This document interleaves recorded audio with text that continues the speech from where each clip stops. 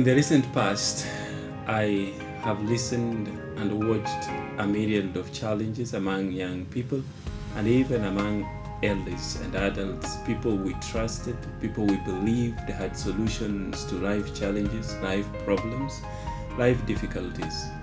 We have watched our young people and the same people lose their lives, destroy themselves, commit suicide. Some attempt, and thanks to God, some are salvaged. All this has been attributed to a great extent to the demon called depression. And so sometimes we do not want to understand and appreciate that there are things in us and about us that would bring us to situations that probably we would avoid. So most people look at depression as a big word, as a psychological situation, as something that should be left out for psychologists and clinicians who will deal with it. However, if you have someone who has attempted suicide, if you have someone who has messed their life into alcoholism, drug use, and situations, you do understand why it is important to appreciate and deal with this demon called depression. So depression, in the general terms, we look at it as a mood disorder which affects how you feel, how you think, and how you act in life. In essence, depression can actually deny you the chance of thinking straight because you begin thinking in zigzag, crooked ways. You begin seeing life as a frustration, as a disappointment. You begin looking at yourself as a failure. You begin seeing yourself as a mess that needs to be fixed. And so you seek to fix yourself. In the recent past, and I want to share a case in point, that I was recently called to deal with a young man. The young man had decided that he wanted to die, and he had locked himself in a room. He had said he is not stepping out. But before that, what this young man had done is that he took all the medications that were available in the house, paracetamols, cough syrups, everything that was medicinal in the house. He swallowed everything at once. And then he sat, locked the door and the windows, and he sat ready. He said he wants to die. But while he was seated, he did not just wait to die. He took a razor blade and he began cutting himself. He was slitting himself pit by pit because he wanted to feel pain. He wanted to be punished. He wanted to feel hurt. And this is real. This is pain that was not just the physical pain, but psychic, psychological, emotional, spiritual. It was pain in the whole person. And this has really triggered me to think, how do we process our young people? How do we process the challenges of life? And it's for this reason that today I want to share a little bit about depression. I want to remind us that each and every one of us has a particular component in our life, and we grow in different circumstances. Psychologists and researchers tell us that each year we have in the past it was 1 out of 15, but current research tells us it's about 1 to 8 people are depressed. That if you counted 1, 2, 3, 4 up to 8, one person in that group would be depressed. Some of them do not know that they are depressed. And so because of this, they continue living a life that is a lie. Psychologists also tell us that depression is acute or is even worse among women than men. That in a situation where you have more women are bound to suffer depression than men do.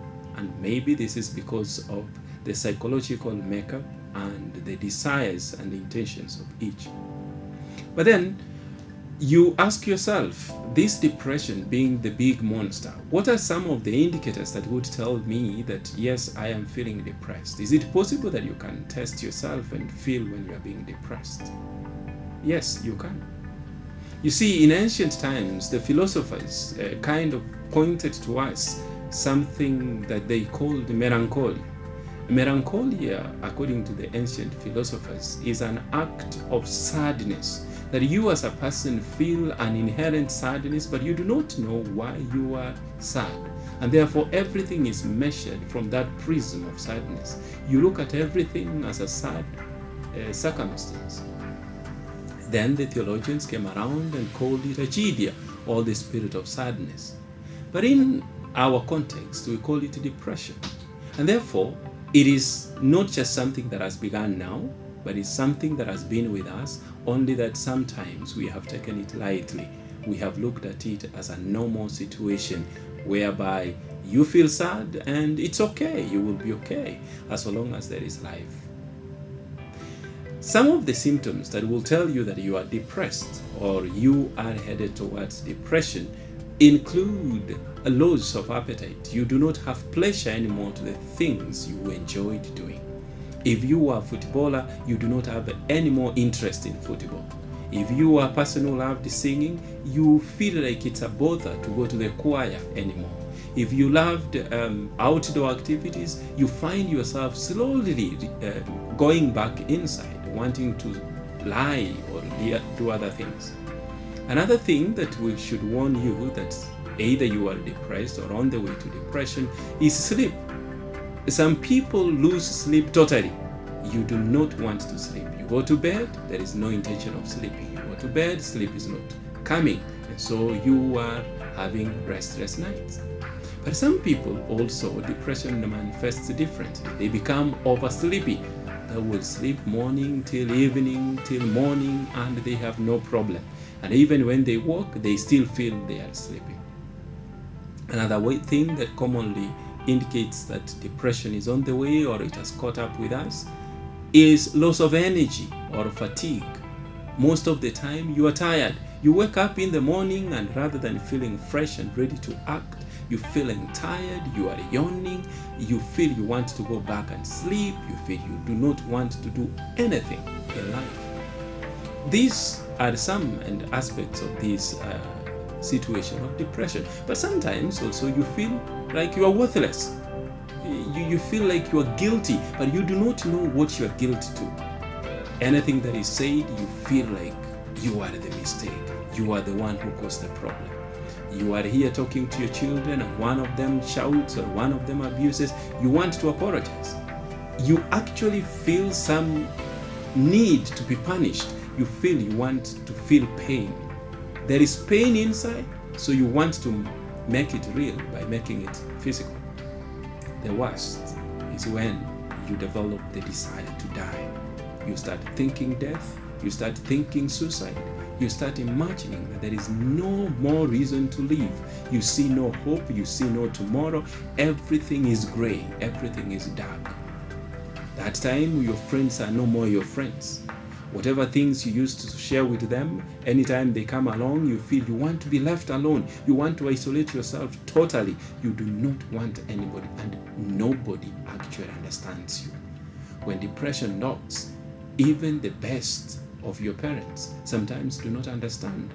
They will try to understand, but you will push them away. And as you push them away, they become angry at you. And when they become angry at you, you feel you want to be punished. And so you want to die.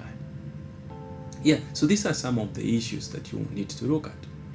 And so some people have asked me, and I want to indicate, there are no specific causes to depression. That if you were to look for, maybe you are hungry, so you are depressed. No, there are no specific causes to depression. But we have everything can trigger.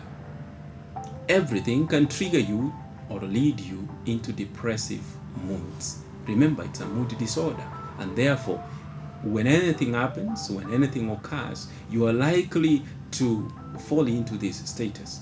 However, there are certain factors that are risk, factors that would generate, or if you are having them, with a very slight trigger, with a very slight situation, with a very slight circumstance, you would fall into them, into depression. One of these factors is your biochemistry.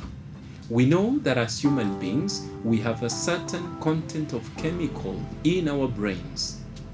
And so if there is an imbalance of the chemicals in the brain, you have already a risk situation. You need a very slight reaction, a very slight act from somebody, and you are gone. You become depressed. Your actions, your thinking is already distorted. Another thing is genetics. Some of us have depression running through our families. Although it's not 100% like you would say most of those genetic diseases that affect all of us. If, for instance, twins, if you have a twin sister or a twin brother who has suffered from depression, the likelihood of you to suffer from depression is about 70%. If you have parents who suffered depression, you have the predisposing factors that you could easily become depressed.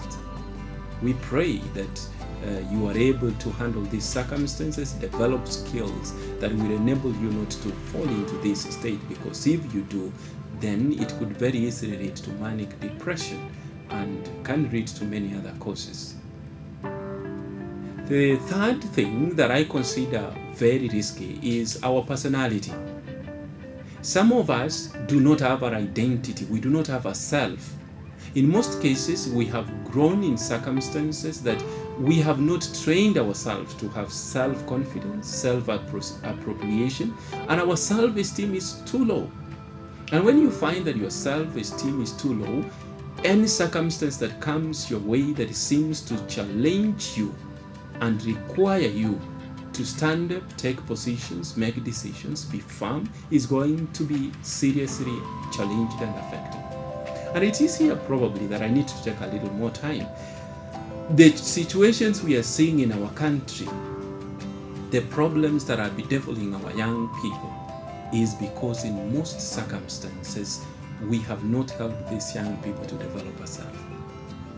When you have a young person who has a low self-esteem, a young person who does not see himself or herself as measuring up to others, as measuring up to the peer, this young person is already predisposed, because all you need is put this young person down, mock this young person, ridicule, or even offer sarcastic comments to this young person, and the young person is gone. Why would they go? Because they do not have a person. They are not on their own. They depend on the identity of others. And these others, if they put them down, then they are gone. So esteem is a great component. Self, the self-worth, the self-valuing, the self-efficacy, that feeling that you can be able to do things for yourself and by yourself. That is a very important aspect if we're going to deal with the challenges, the situations, the difficulties that we are seeing of depression. The fourth factor that I always consider, which is a risk factor, is what I would call the environment. When you remember people like Freud, people like Erik Erikson, these are great psychologists who have told us that your personality is entirely dependent on two things, nature and nurture. Nature speaks about the genetics, which sometimes you can overpower. But nurture is everything about the environment. It's the socialization that you have gone through as you grow. Now, some people have had an environment that is not allowing them to grow. Let me speak for a moment of the environment that we are going through as a generation. We're living at a time that the internet, that the means of communication are so vast. We have a lot of information in our hands.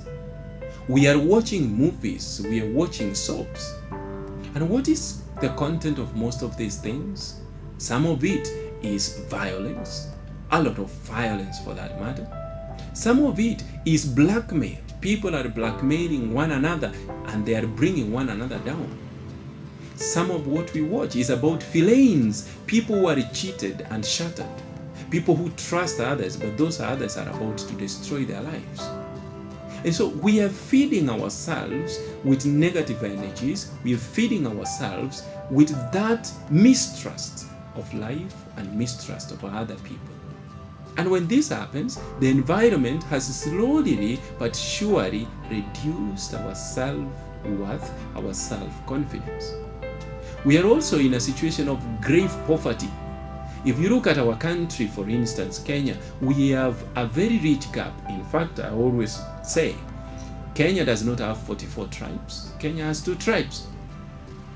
Kenya has the tribe of the rich, filthy rich, and the tribe of the filthy poor. The in-between is irrelevant, because every time you are in between, you are supposed to pull your whole family, extended for that matter, into some level of stability. And because you can't, so the poverty continues to be perpetuated. And poverty is one thing that destroys people's identity. If you speak to young people today, they will tell you, oh my God, I am suffering because I cannot get this, I cannot get that, I cannot do this, I cannot do that. Why? Because my family cannot afford. Go to most institutions. Why are students attempting suicide? Why are students being depressed? It is because their parents cannot raise fees for them. And so they have been in class for many hours, they have paid attention, they have done assignments, but when it comes to exam time, they are not allowed to sit for exams. Do you know what that makes a student feel? Do you know what that means to a young person? Look at it, another situation. This is a young person who wants to belong to a group. But every time he wants to belong, the others can buy soda, the others can buy one another beer, the others can take one another for lunch, but he has no money to take his friends for lunch, to even buy something else. What does that make him feel? Useless, valueless. Poverty is a disease. It is not something that we can be proud of. And it's something that we all need to fight. If we are fighting depression, we need to fight poverty. I am not saying we have answers for poverty immediately, but I am saying it is something worth thinking. I am thinking also about this environment. What is the kind of models that we have? But I want to ask you today, do we have role models for our young people? Can the young person who is next to you look up to you and say, yes, this is my role model? Can the young person who sees you in the media say, yes, this is the person I want to be like? Now, because we are lacking role models, because we are having a lot of dichotomy, a lot of transient truths, a lot of, you say something now and somebody comes with another story, your truth is already gone. They have another truth. With all this kind of situation, we're confusing our young people. In the environment also, let's speak about the betting issue that is around the corner. Why isn't anyone talking about the challenges and risks of betting? Why is everybody always showing these glamorous success stories of betting? We are exposing our people. We are exposing not only the young people. Remember, you become what you consume. Some people tell me that you are an adult, so betting will not affect you, that watching violent movies will not affect you, that watching horror movies will not. No. Every moment you expose your mind to some situation, your mind is affected in some way. Your spirit is affected in some way. And this exposes you to the risks of depression. I think there is a lot more that we can talk about depression. However, I feel that as a society, we have a responsibility and a duty to bring this narrative into some kind of closure. Let us not hide the feelings of loneliness and isolation that is bedeviling us, but let us step out and talk about them. Let me just give a few hints. One, there is the possibility of going for medical attention. Depression can be treated medically. However, I always advise that let that be at the last resort. The best and first approach to dealing with depression is psychotherapy.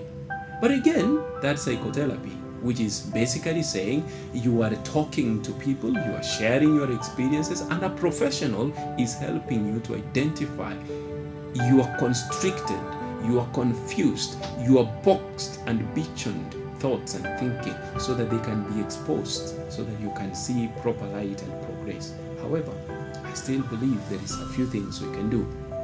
And I want to ask everyone, please commit yourself to something. One, commit yourself to a rigor of exercise. Stop being couch people. Stop being people who wake up and just sit on the couch and watch TV and eat snacks and don't know, Jugu karanga, I don't know what you are eating, crackles and everything. No. Commit to some action, some activity. Do some exercises. Go into yoga. Go into dance class. If you engage, go into sport, football, jog around. You do not have to go and run everywhere in the street. If you are scared, you can create within your room a small corner where you can do normal exercises. Because by doing these exercises, you excite your hormones and therefore you remain steady. Number 2, in committing to something, offer yourself to voluntary service. Step out and help someone else. Step out and do something for someone who cannot pay you back. Do it for free. Don't do it to be seen, but do it when nobody is saying, but you're doing it because you are convinced that this person has a dignity to be done. You know what that does? It tells you that really you have value. Because to the person you have touched, you may be nothing to the world, but to that person, you are the world. So step out, do something constructive for someone. 3, I want to encourage you. Join some group. Even if you do not have anything, just join a group and talk, chat. Feel free to laugh at your mistake.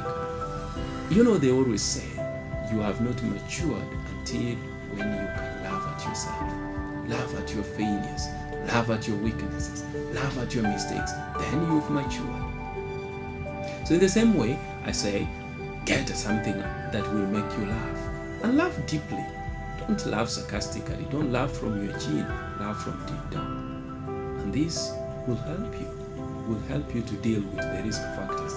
And whenever anything comes along, you will be able to find meaning and purpose for it. Lastly, I want to request. Depression is real. Your sister, your brother, your father, your mother, your friend, or even your enemy could be depressed. You might be the only source of life, the thread that is remaining between that person and the grave. Let us stop being indifferent. The disease of indifference is killing many of our people right before us.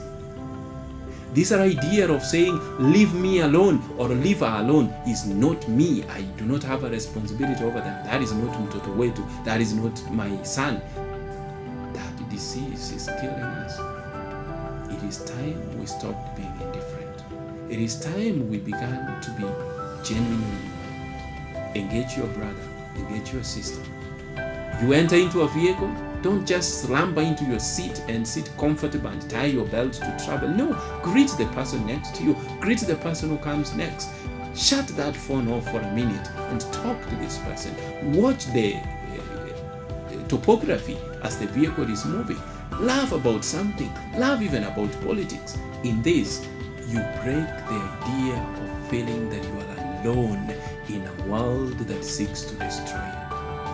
That is an appeal. That is a commitment you need to make today.